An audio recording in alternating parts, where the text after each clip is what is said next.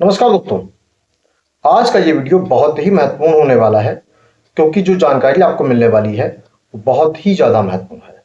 इसलिए वीडियो को स्किप मत कीजिएगा, पूरा वीडियो अंत तक देखिएगा।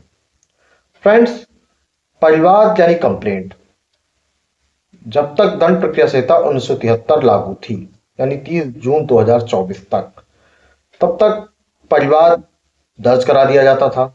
200 सीआरपीसी में कंप्लेनेंट का स्टेटमेंट, 202 सीआरपीसी में उनके विटनेसेस का स्टेटमेंट हो जाता था।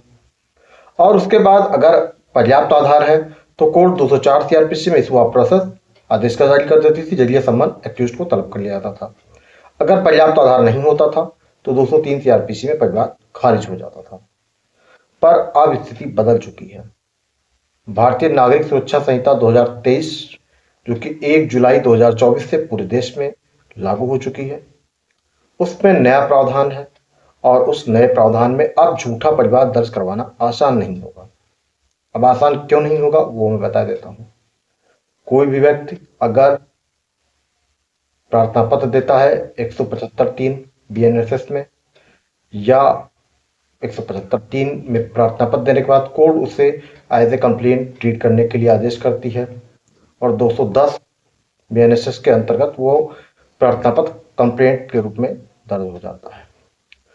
तो जो नई प्रक्रिया, जो नया प्रावधान है वो है 223 बीएनएसएस, भारतीय नागरिक सुरक्षा संहिता 2023। और 223 में की उपधारा 1 में बहुत ही महत्वपूर्ण प्रावधान है, जो इसका पार्ट सेकंड है, बहुत ही महत्वपूर्ण है। वो मैं आपको पूरा रीड करके बता देता हूँ। फ्रेंड्स, ये है chapter 15 section 223 examination of complainant. और इसमें जो सब सेक्शन 1 है, इसमें है a magistrate having jurisdiction while taking cognizance of an offence on complaint shall examine upon both the complainant and the witnesses present if any, and the substance of such examination shall be reduced to writing and shall be signed by the complainant and the witnesses and also by the magistrate। अब इसका जो second para है वो महत्वपूर्ण है, जो कि आपको झूठे परिवाद से अब बचाएगा। और वो क्या है वो मैं आपको बता दे रहा हूँ, इंग्लिश में भी और हिंदी में भी। Provided that no cognizance of offence shall be taken by the magistrate without giving the accused an opportunity of being heard। सबसे महत्वपूर्ण पैरा 223 बीएनएसएस की धारा 1 का, यानी 223 की धारा 1 का जो है वो है सेकंड पैराग्राफ, यानी आप कह सकते हैं पार्ट सेकंड, जिसमें ये कहा गया है कि कोई भी अपराध का संज्ञान लेने से पहले आरोपियों को सुनवाई का पर्याप्त अवसर मजिस्ट्रेट देगा। उनको सुनवाई का पर्याप्त अवसर देने के बाद ही किसी अपराध का संज्ञान लिया जाएगा।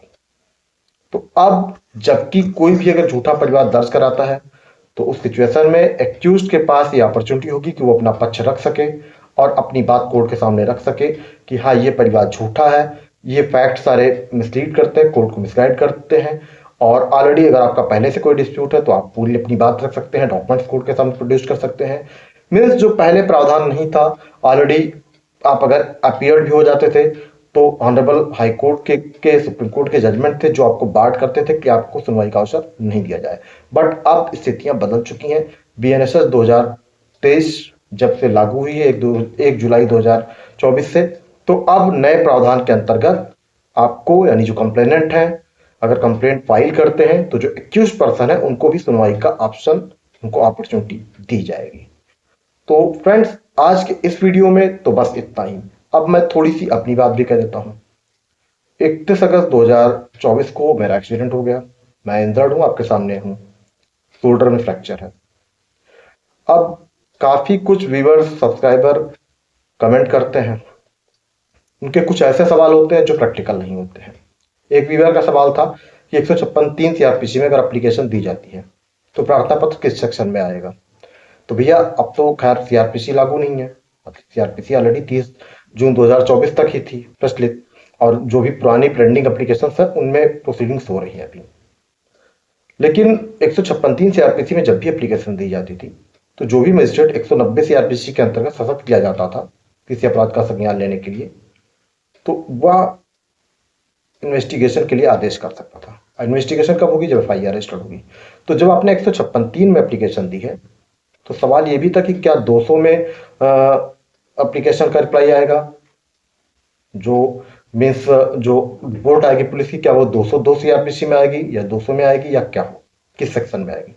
भैया जब 156(3) में अपने एप्लीकेशन दी है तो जाहिर सी बात है कि जो रिप्लाई भी आएगा वो 156(3) सीआरपीसी के अंतर्गत ही आएगा।